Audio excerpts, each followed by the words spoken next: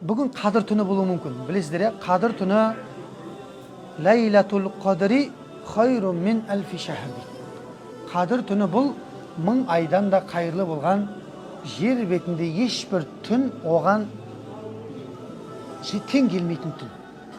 Сондай ұлы түн бүгін болуы мүмкін иншалла. Түнде бүгін барынша құлшылықпен өткізуге тырысыңыздар. Бірақ құлшылықтың көкесі не? Қадір түні құлшылықтың көкесі не? Сіз машалла қақты оққансыз. Қадір түні бұл тек қана Қадір түнінің несі деп сұрадым жаңа? Құлшылығың ең абзалы не? Истиғфар. Күнәдан кешірім тілеу ең абзалы. Өйткені Айша анамыз бар ғой. Алла елшісінен сұрайды саллаллаху алейхи вассалам. Әйелі ғой рахат та ше. Пайғамбардың әйелі барады да сұрай салады, көңіліне бірдеңе түседі.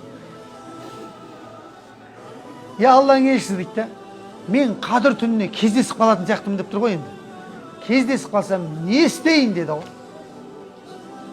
Сонда пайғамбар саллаллаху алейхи вассалам не деді?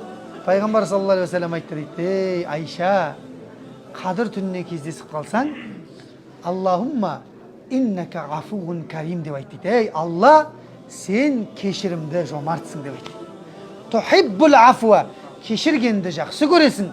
Фаъфу анни, мені кешірші деп айтты. Ей Алла, сен кешірімді жомартсың. Қазақша айта берсеңіздер де болады. Ей Алла, сен кешірімді жомартсың. Қайта таңға атып кеткенге дейін. Арасында бір 2 рәкат намаз оқып қойыңыздар да, қайттан. Тауаф қылып жүргенде де соны айтыңыздар. Бүгін егер тауафқа ниет етіп отырсаңыздар, түнде тауаф қылып жүргенде де соны айтыңыздар. Алла, сен кешірімді жомартсың, кешіргенді жақсы көресің. Қараса, сөзді қарасаңызшы. Алла пендесін кешіргенді жақсы көреді ғой. Білесіздер ме, қалай қуанатын, Алланың қалай қуанатын білесіз ба? Пендесі кешірім тілеген кезде Алла қалай қуанат білесіздер ме? Қалай қуанат білесіз ба? Пайғамбар саллаллаху алейхи вассалам айтады: Алла қалай қуанғанын көрсең, бір пендесі кешірім тілеп тәубеге келген кезде дейді. Қалай қуанған? Бір бейне бір жолаушы кісі дейді, шексіз сахарада келе жатыр дейді. Шөл дала. Оның құдығы да жоқ, суы да жоқ дейді. Кішкентай демалып алайыншы деп ұйықтап тұрса, көлігінің үстіндегі су көлігімен бірге жоқ дейді. Яғни түйесі кетіп қалған дейді. Шексіз сахара, түйе жоқ. Үстіндегі суың жоқ. Болды ма?